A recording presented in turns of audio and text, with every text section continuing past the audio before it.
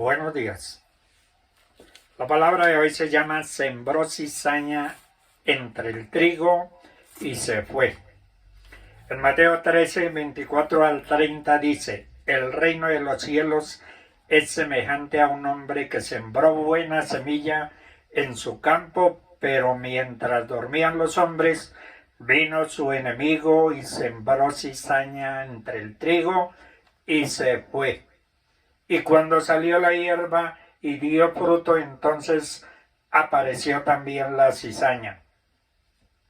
Vinieron entonces los siervos del padre de familia y le dijeron: Señor, ¿no sembraste buena semilla en tu campo?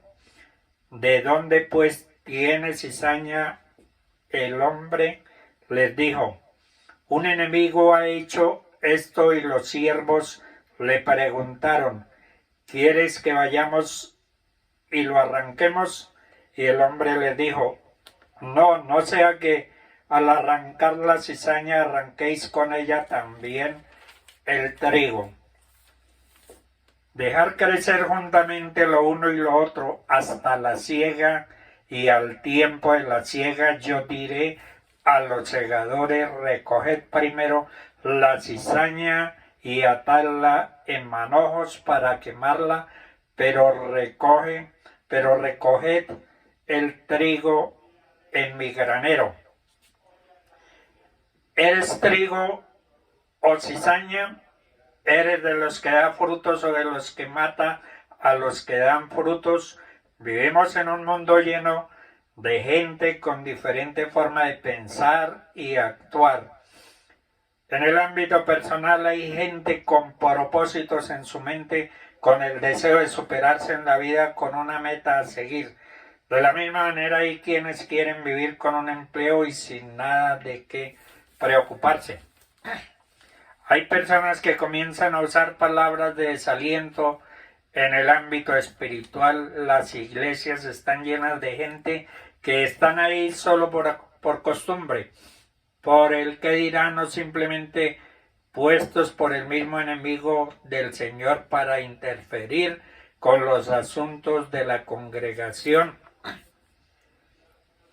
Como aquí no aprecian lo que tú haces, te tienen de esclavo, no te dejan superar. El deseo del Señor es que nosotros nos superemos tanto en lo personal como en lo espiritual. Él nos bendecirá de acuerdo con nuestro esfuerzo, así que debemos luchar por lo que deseamos. Tenemos que dar frutos en vez de arrancarlos, ser trigo en vez de cizaña.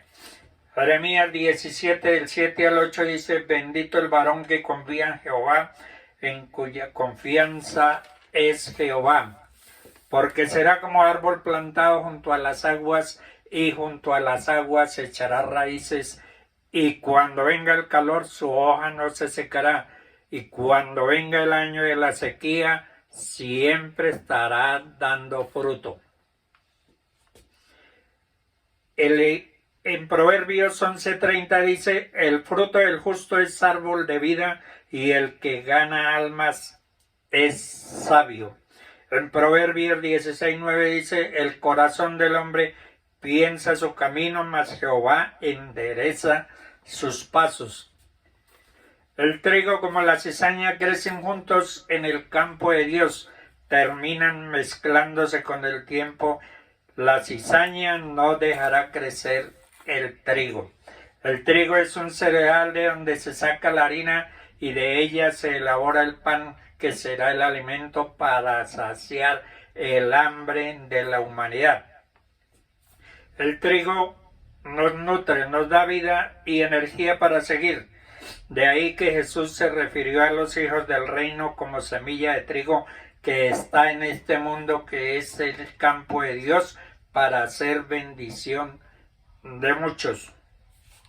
La cizaña también tiene granos, pero estos no son comestibles. Hay una sustancia en la cizaña llamada telumina, que es muy venenosa y la produce un parásito, y quien consume esas semillas sentirá náuseas, convulsiones e incluso la muerte. Así son los hijos de lo malo, pues la paga del pecado es la muerte. Ellos solo están para dañar el entorno en que ellos carecen. Y si están en una iglesia, se desarrollan y activan a la par del trigo, pero tarde o temprano sus raíces intentan ahogar el trigo. Ellos reciben bendiciones debido a que Dios se acuerda del trigo, pero como son tan dañinos, siempre perjudicarán el entorno del pastor o de la iglesia que los ha ayudado. Y todo esto sucede en todas partes porque ellos no pueden cambiar su naturaleza de cizaña. La cizaña fue sembrada por Satanás y es una forma de vengarse y dañar el campo de Dios. La cizaña vive camuflada en el mundo, como en la iglesia ella es idéntica al trigo, pues puede manifestarse y nadie de nosotros puede arrancarla.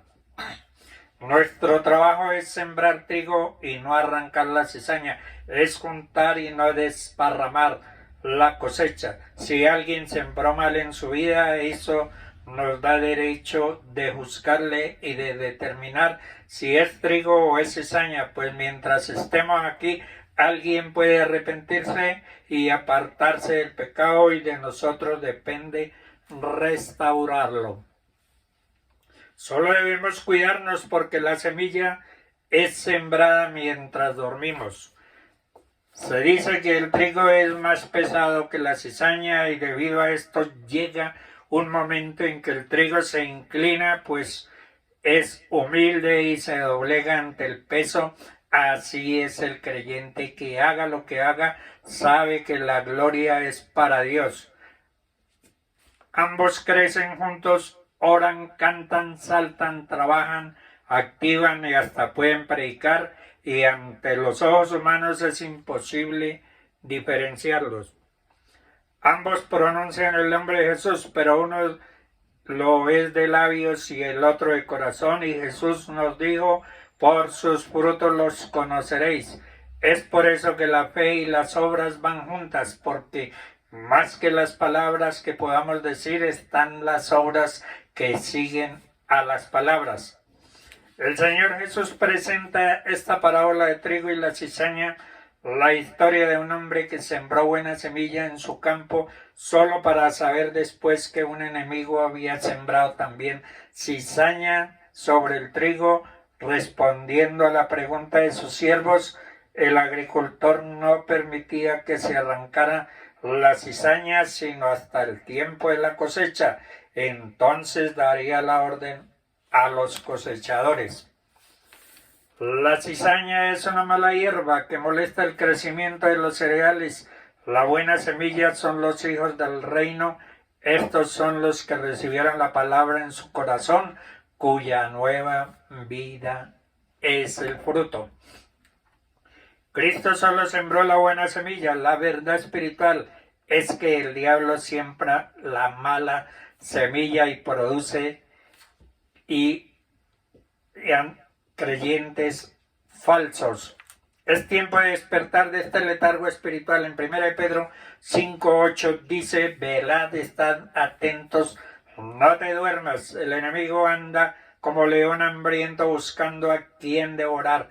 Hay mucha maldad y es cierto, y esto frustra.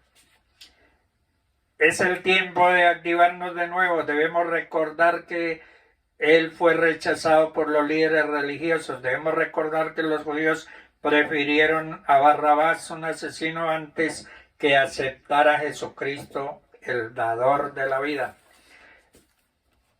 El Señor, en el tiempo del fin del siglo, mandará a sus labradores para separarán la cizaña del trigo y al final de esta no será nada agradable. En cambio, Dios nos promete esto en su palabra. Los justos resplandecerán como el sol en el reino de su Padre. Si alguien sembró mal en su vida, eso no le da derecho a que vuelva mal por mal, porque está escrito en Romanos 12, 17 y 19 dice, No paguéis a nadie mal por mal, procurad lo bueno delante de todos los hombres, si es posible.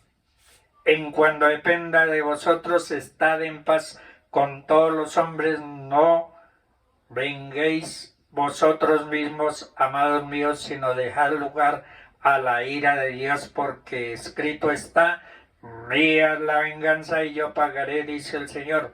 Muchas veces el fruto del Espíritu no puede estar en medio de nosotros porque otros espíritus están en medio de nosotros, influencian nuestra vida con sus propios frutos, y esto es lo que ocurre en nuestro campo, nuestra tierra, nuestro hogar y nuestra descendencia. Cuando somos engendrados, Dios coloca aliento de vida sobre el proceso físico que ocurre en la unión del óvulo con la esperma.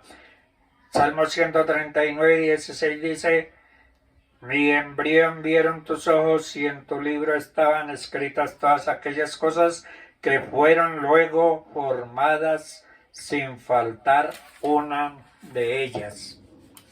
No estamos preparados para utilizar los elementos espirituales que el Señor nos entregó para quitar o arrancar antes que se siembre en nuestro corazón la cizaña. Nos dormimos espiritualmente, o muchas veces consentimos que el enemigo se pasee en medio de nuestra vida, de nuestra casa, de nuestro hogar y descendencia, y nos volvemos alcahuetes del pecado, la maldad y la maldición. Mateo 26:41 dice: velad y orad para que no entréis en tentación. El espíritu de la verdad está dispuesto, pero la carne es débil. Estamos viendo una generación maligna y perversa, y también nos muestra cuál es nuestro propósito como hijos de Dios en esta sociedad: resplandecer como luminares en este mundo. El plan del Señor para nuestra vida no es que nos aislemos o que nos escondamos, sino que seamos luminares, es decir, que brillemos con la luz de Cristo en medio de una generación que está viviendo y caminando en tinieblas. En Juan 17:15 dice: no ruego que los quites del mundo, sino que los guardes del mal. Es decir, que nosotros como cristianos, como hijos de Dios, tenemos un reto todos los días: ser influencia y no permitir que seamos influenciados. Jeremías 15:19 dice: por tanto, así dijo Jehová: si te convirtieres, yo te restauraré, y delante de mí estarás, y si entresacares lo precioso del oír, será como mi boca. Conviértase en ellos a ti, y tú no te conviertas a ellos. Nosotros como hijos de Dios, que tenemos que ser influencia en este mundo con nuestra vida, con nuestra integridad, seriedad, palabra sana e irreprochable, de modo que el adversario se avergüence y no tenga nada que decir de nosotros. Dios les bendiga.